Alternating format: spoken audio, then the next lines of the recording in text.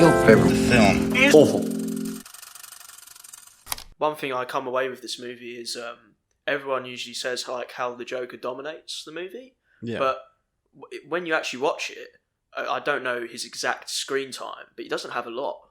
And what I love about it is in each scene, he's still dominating it, even when he's not even there, and it's just absolutely incredible. But that's what I'm saying. Everyone talks about the performance. He's great. It's just the film's just one great performance. But it's like, no, Nolan gave that weight. He built that dread up when he's not in the scene. The writers set him up so well. The dialogue that he's saying is I don't know how much he's added in himself or how much is in the dialogue, but when he's having that, you know, the famous pencil scene, when the guy says, "Oh, you're crazy," and he goes, "No, I'm not.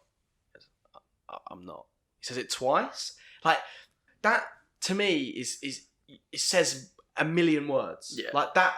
That's filmmaking to me. Those little moments. That's acting. Less is like, more. Yeah, because it's like, oh, there's a little. What was that going on there? He's clearly. Fuck. Do you know what I mean? Yeah, but he's like, there's clearly something that bothered him there. He doesn't think he's crazy. He doesn't want to be like what, and it asks questions, and I think what's genius about the Joker in this film is obviously I think what works, and I think what I am slightly worried about with the Joker film coming out is what works about him is the mystery of the Joker, that you don't know what's going on. You don't know how he snapped. How did a man get to this point where he just wants to cause pure anarchy? I'm going to ask you guys, what do you guys think do you think any of the backstories that they say are real? Or what do you think is sort of the Joker's What, in The Dark Knight though? Yeah. I don't think... I mean, I don't think any of them it's are real. kind of... I don't think any of them are real, but then... I mean, one of them could be real. He could be that... Yeah. That much of a troll. Yeah. He puts one real one in there. It could be all of them. In the comic books, in Killing Joke, he says how every time he looks back at his origin, it always changes. Like his memory is like so fucked that he doesn't really remember it.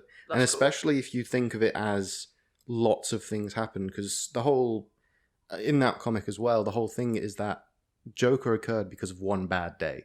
But this is like the worst fucking day. Yeah. Because like he loses his job, then he loses his wife, and then he gets pressured into going off to do this heist, and then he gets beaten up by Batman and thrown into a vat of acid, which turns him into the Joker.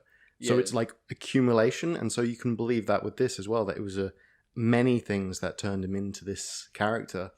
So it could be that all of the things happened. Maybe he did see his dad kill his mom before his dad turned the knife on him. And then even what other people say, because I know I believe in the heist at the beginning, one of the characters say that his makeup is war paint. And there's lots of theories because he's got such a good knowledge on explosives that maybe he did serve time in the military and stuff. That was what I was going to get to. That's my favourite theory, and what I almost think is what it is. Awesome. I love the idea, because he says as well, a whole truck full of soldiers gets blown up and no one bats an eyelid. Yeah. But I kill one mayor and everyone loses their minds. Because it's not part of the plan. It's like, I think what I love about that is I could buy he was like a soldier that happened to people, his friends, got almost like a PTSD type scenario from it, and he's trying to prove the world how fucked it is, that these people that are serving, getting thrown out there for no reason, are getting killed, but yet we kill this guy who's sending them out there or whatever, who's doing nothing just because we've idolized him to this point. Everyone loses their minds, but these other people's, like, why is these people's lives more important than these other people's lives? And I, in a way, when I thought of it that way, I was like, it makes me understand almost the Joker more. Not that I'm justifying anything that he's doing, but like, you can understand. And I think what's good is that you never outright say it, and that someone's had to theorize that and put that together. That makes it way more interesting. Yeah, 100%. And I think that's what's gonna. Yeah, I don't want to go into too much of the new one because I haven't seen it yet, but I think that's what worries me a little bit, is like, we're going to get this defined version, and it's going to be weird to see him not this madman and to sympathise with him. It's going to be weird. I don't know. I haven't seen it, so I can't judge. Like with Batman, Tim Burton, we saw the origin of that Joker, which was Jack Napier killed Bruce Wayne's parents, and then the Batman turned Jack Napier into the Joker. And lots of people... Yeah, he was a gangster. And we have like thousands of different versions of the Joker in the comic books who was made from different versions of whatever source material they were using at the time. I think one of the Jokers in one of the previous storylines is immortal and kept using the like Lazarus pit and had just like kept going through all of different timelines and was just like fucking about. Yeah.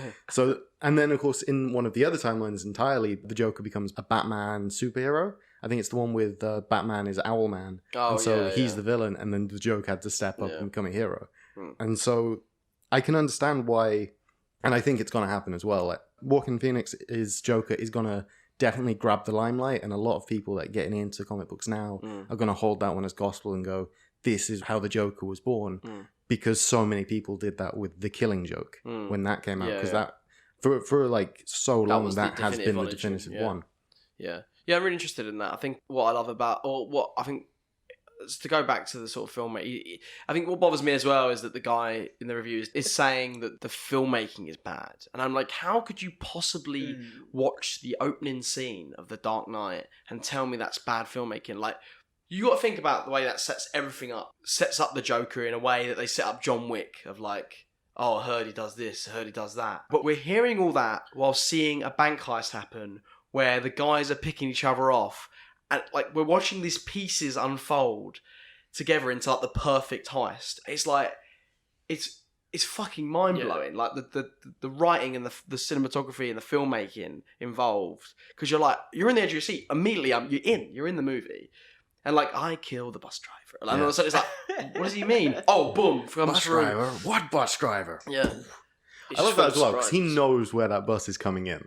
Yeah, no, and for a guy that doesn't have plans, isn't he? Yeah, that's what's funny, isn't it? He said he doesn't have plans, but like, but that's what I like is that's why he's the bad guy. They're always hypocrites, aren't they? They're always like, that's why their points are never valid, really, because they're hypocritical, aren't they? The Batman's, obviously he can be a hypocrite, but like, he's straight laced, he's the hero. Yeah.